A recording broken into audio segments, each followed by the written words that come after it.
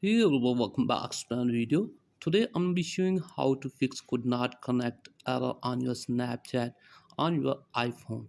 So let's get started without wasting any time.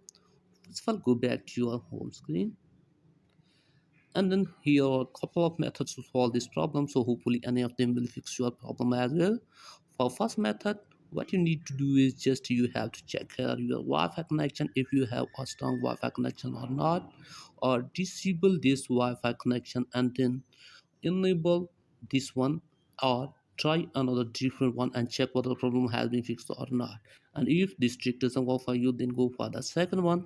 For that, what you have to do is just open up here App Store on your device, and then here search for the Snapchat, and you have to make sure that you have an updated version of the Snapchat. So if any update is available up to date to your Snapchat to the latest version, and check whether the problem has been fixed or not. And if this trick doesn't work for you, then go for the next one. For that, what you have to do is just uninstall your Snapchat app from here and then reinstall it again, and then check whether the problem has been fixed or not. And if this trick also doesn't work for you, then go for the next step. For that, open up Settings app on your device and then tap on General. Again, scroll it down all the way here and tap on Transfer or Reset iPhone. And from here, tap on Reset and tap on Reset Network Settings. Give here your passcode, and then again tap here on Reset Network Settings to confirm the process.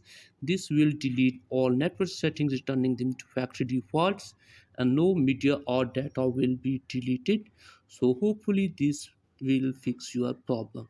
And if all of these tricks doesn't work for you, then go for the final one. For that, what you have to do is just hard reboot your device by press and releasing the combination of the keys according to your iPhone model, and hopefully your problem will be fixed.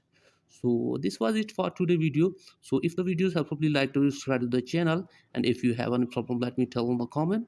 I will help you more. Thanks for watching.